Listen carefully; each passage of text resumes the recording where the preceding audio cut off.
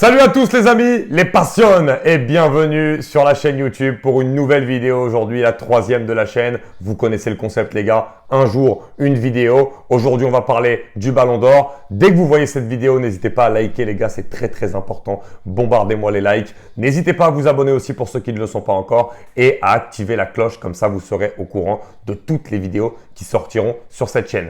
Aujourd'hui, on fait ma réaction aux 30 nommés du Ballon d'Or. Let's go!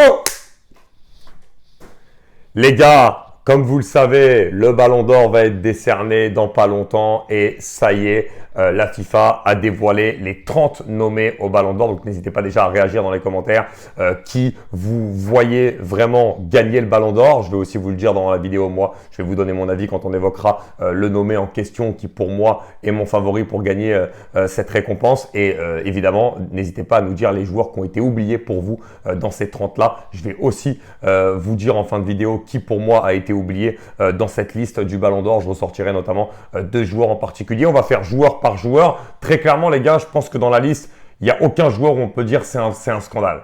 Non, très clairement.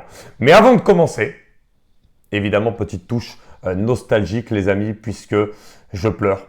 Je pleure. Je pense que vous pleurez. Beaucoup de fans de football pleurent, puisque pour la première fois depuis 2003, depuis 21 ans, ni Lionel Messi, ni Cristiano Ronaldo font partie des nommés au Ballon d'Or. Les gars, ça montre qu'on est sur la fin d'une ère. La fin d'une ère qui a été tellement belle pour le football mondial. La fin d'une ère qui nous a tous galvanisés et fait aimer le football. Cette rivalité qui pour moi est la plus belle rivalité de l'histoire du sport même entre Léo Messi et Cristiano Ronaldo.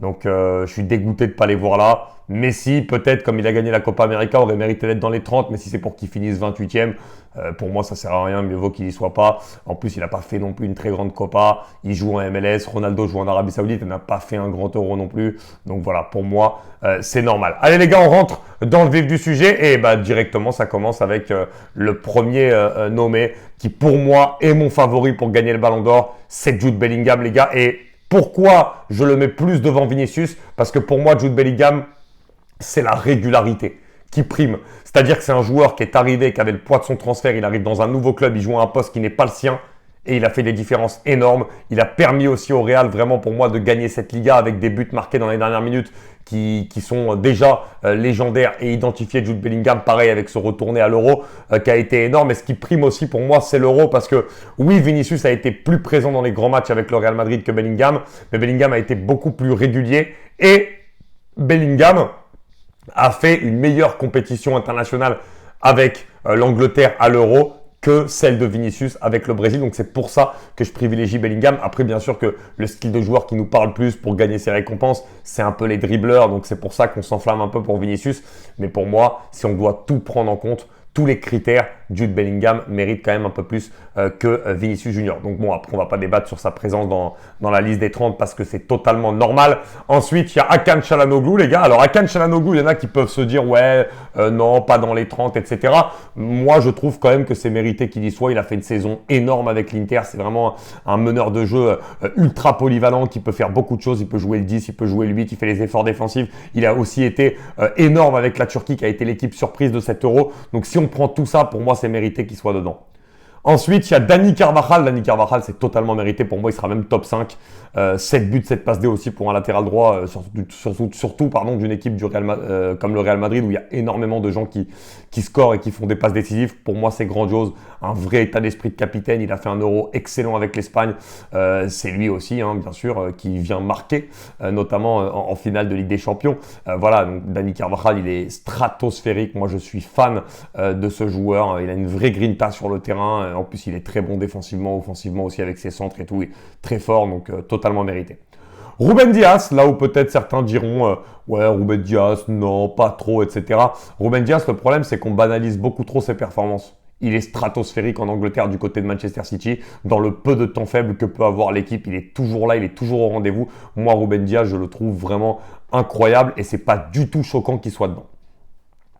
Artem Dovbyk, pour sa première saison au très haut niveau, première plus que réussie dans un club qui était censé être un intermédiaire de Liga. Bah, finalement, ils finissent deuxième, il finit Pichichi du championnat, 29 buts, 11 passes décisives, c'est stratosphérique. Alors oui, avec l'Ukraine, à l'Euro, il a été moins bon, moins en vue, mais je trouve quand même que Artem Dovbyk, c'est stratosphérique sa saison qu'il a fait, et par rapport à cette régularité qu'il a eu cette saison dans un club qui ne devait jamais jouer les premiers rôles, bah, c'est totalement mérité qu'on le mette dedans.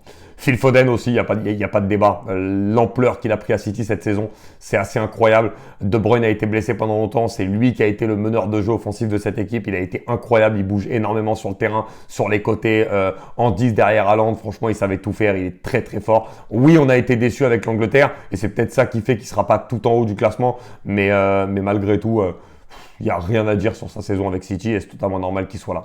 Grimaldo aussi, Grimaldo de toute façon un latéral qui a des stats comme ça, 12 buts, 20 passes décisives, c'est stratosphérique. Malheureusement en équipe d'Espagne, c'est Cucurella qui est passé devant et qui a fait un Euro stratosphérique aussi. Mais voilà, Grimaldo, honnêtement par rapport à la saison, dans l'invaincu Leverkusen, c'est totalement mérité qu'il soit dedans. Erling Haaland, il n'y a pas débat, le top scorer, alors oui il ne sera pas tout en haut, mais il mérite encore d'être là. Le mec qui plante 50 buts par saison, c'est 45 cette année. C'est incroyable. Mats Hummels, je suis très content de le voir ici, les gars. Très content de voir Mats Hummels, qui est pour moi un super joueur. Et franchement, on l'avait enterré. Ça fait 2-3 ans qu'on dit qu'il est cramé, qu'il est plus bon pour le haut niveau et tout. Et la saison là qui sort avec Dortmund, et le fait de les amener en finale de Ligue des Champions, parce qu'il est un des éléments majeurs aussi de ce beau parcours. Incroyable, le match qu'il a fait contre le PSG en demi aller-retour, stratosphérique. On a retrouvé le Mats Hummels prime sur cette saison. D'ailleurs, je suis très content qu'il ait signé à la Roma et qu'il soit encore compétitif au plus haut niveau. Harry Kane, pas de débat, bien évidemment, saison stratosphérique avec le Bayern, alors on peut dire Poissard, etc. Même avec l'Angleterre, il a mis ses buts quand il était important. En plus, 13 passes décisives pour un numéro 9, en plus de ses 52 buts, c'est monstrueux.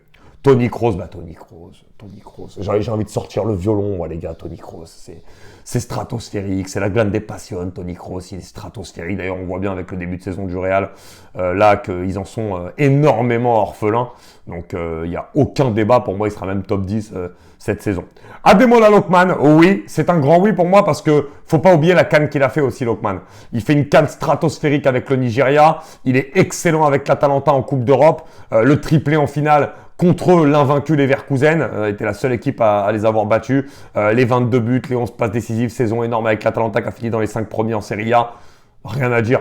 Je suis désolé, rien à dire. C'est mérité pour Lookman. Emiliano Martinez, si l'Argentine a eu sa Copa América, Emiliano Martinez n'y est absolument pas étranger. Saison stratosphérique encore une fois pour lui, sur les pénaltys, son charisme, la manière qu'il a de faire jouer, de faire sortir les joueurs adverses de leur match. Incroyable. Incroyable. Lautaro Martinez aussi, totalement mérité, que ce soit avec l'Inter, une saison complète. Alors oui, c'est dommage, il est sorti très tôt en Ligue des Champions, en 8e contre l'Atlético. Mais sinon, il est grandiose, il est monstrueux de régularité. Et on l'a vu avec l'Argentine, il partait pas pour être titulaire. Dès qu'il rentrait, il marquait, il a fini par être titulaire. C'est totalement mérité également. Kylian Mbappé, Kylian Mbappé, bien sûr. Après, on a tendance évidemment, à être tellement exigeant avec lui que on en devient dur. Après, pour moi, il mérite pas de l'avoir cette année. L'Euro, il a pas été bon. La fin de saison avec le PSG dans les grands matchs non plus. Mais voilà, 52 buts, 20 passes décisives, il est toujours énorme de régularité sur une saison. Donc voilà, il y aura pas de débat en tout cas pour dire qu'il mérite d'être dans les 30. Martin Odegaard, je suis très content. Il s'est mué comme le patron offensif de cette équipe d'Arsenal. 12 buts, 12 passes D, il est très fort. Franchement, je suis très content de le voir là. Dani Olmo, tu vois, c'est le seul mec où peut y avoir débat. Parce que, enfin pas le seul, mais vraiment où, pour moi, celui où il peut y avoir le plus débat. Parce que, à l'Euro, il part pas titulaire. Au final, il fait un Euro stratosphérique. Dès qu'il rentre, il fait des différences. Et ensuite, quand Pedri se blesse, il prend sa place à partir des quarts. Et il est stratosphérique, incroyable. Il nous a régalé, il est monstrueux. Mais tu vois bien que même en comptant les matchs avec l'Espagne, il a 33 matchs. Ça veut dire que là où il n'y a que des mecs qui ont 50, 60 matchs, lui, il n'a même pas la moitié avec Leipzig. Et sa saison avec Leipzig, on retient pas grand-chose. Donc voilà, sa saison, elle n'est pas bonne globalement. Là, il est mis dedans surtout grâce à son Euro monstrueux. Mais je peux comprendre que des mecs qui ont été beaucoup plus réguliers sur la saison peuvent prétendre un peu à être mis à sa place. Et pourtant, je suis un fou de Dani Olmo. Allez voir mes vidéos sur TikTok, je fais que le complimenter. Cole Palmer, c'est totalement mérité, il y a zéro débat.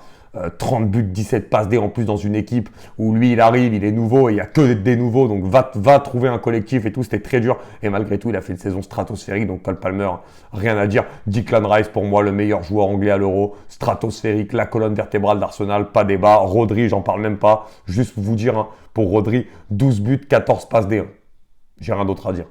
Antonio, pour un 6. Hein. Rudiger, saison stratosphérique, défenseur central énorme. On se rappelle tous du match où il a pocket talent d'aller-retour. Voilà, enfin, il a fait une saison stratosphérique avec le Real, plutôt bon avec l'Allemagne, mais avec le Real, c'était incroyable dans un Real qui a tout gagné en plus. Donc logique de le voir ici. Bukayo Saka aussi, il s'affirme vraiment comme un leader. Ça a été dur au début de l'Euro avec l'Angleterre, ça s'est très bien fini par contre pour lui sur le plan personnel. Et bien sûr, Bukayo Saka, voilà, à Arsenal, un vrai costume de leader offensif, 21 buts, 16 passes D, rien à dire, c'est mérité. William Saliba, les gars, qu'est-ce que je suis content. Qu'est-ce que je suis content parce que je vais vous dire la vérité, pour moi à l'heure actuelle, c'est le meilleur défenseur du monde. Alors, ok, peut-être avec 2-3, voilà, il est dans le top 3, ça c'est sûr et certain. Et pour moi, c'est le meilleur défenseur du monde. Il s'est imposé comme un énorme défenseur. L'Euro qu'il a fait avec la France, les gars, faut le voir et le revoir, il a été monstrueux. Et la saison avec Arsenal, incroyable, rien à dire.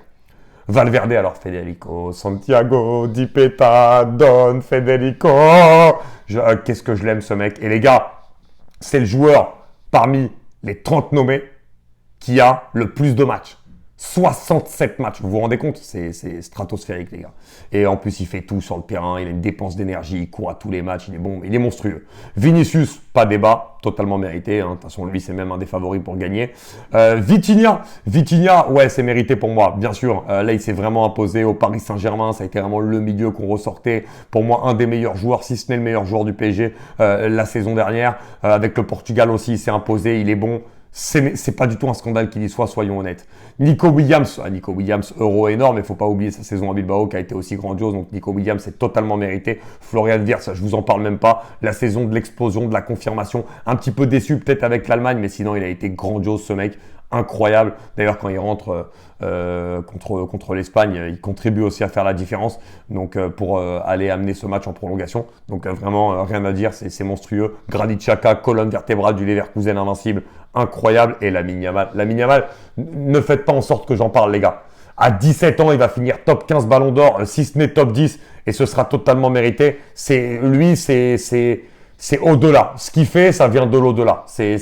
Voilà. Ne me forcez pas à casser quelque chose. Quand je parle d'Lamine Yamal, j'ai toujours envie de casser quelque chose il me rend fou, ce mec. Il a 65 matchs cette année. 65 matchs. 10 buts, 14 passes D au passage. Et sans compter l'impact incroyable qu'il a sur les rencontres. Alors, les gars, dites-moi dans les commentaires, vous, si vous êtes d'accord avec ces 30. Il y a deux oubliés quand même. Serhou Guirassy, bien sûr. Parce que la saison de Guirassy à Stuttgart, elle est énorme. Je pense que ce qu'il a payé, c'est qu'il était blessé à la canne. Mais sa saison, elle est stratosphérique. Et tu vois, par exemple, tu compares avec Dani Olmo, la saison de Dani Olmo à Leipzig, elle ne regarde pas du tout, même d'un demi-œil, la saison de Guirassy à Stuttgart. Maintenant, il y a l'Euro où il a performé, où il a été énorme. On sait que ça compte beaucoup dans l'attribution du Ballon d'Or. Donc, voilà. C'est pas choquant non plus qu'Olmo y soit, hein, pas du tout, hein, c'est pas ce que je dis. Hein. Mais c'est vrai que tu vois, des mecs comme Guirassy peuvent avoir mauvaise par rapport à ça. Et aussi, surtout, Rodrigo. Rodrigo qui fait une saison stratosphérique avec le Real Madrid. Et c'est vrai, hein, c'est stratosphérique. Il a été incroyable aux côtés de Vinicius, à la pointe de l'attaque. Vraiment, je l'ai trouvé exceptionnel et il a une régularité énorme. J'ai même trouvé que c'était un des seuls Brésiliens qui avait été un minimum au niveau en équipe nationale. Donc pareil, franchement, je suis déçu pour lui. Les gars, on va terminer cette vidéo. Dites-moi si les 30 nommés au Ballon d'Or pour vous sont justifiés. Est-ce que vous avez d'autres oubliés que ceux que j'ai donnés? Et dites-moi par qui vous les auriez remplacés dans la liste des 30. Merci à vous, encore une fois, de me donner de la force. Les gars, n'oubliez pas de liker cette vidéo, de vous abonner à la chaîne pour ceux qui ne le sont pas encore. Et bien sûr, d'activer la cloche. Je vous aime, les gars. Et on termine toujours par Viva Ipala, la grande passion.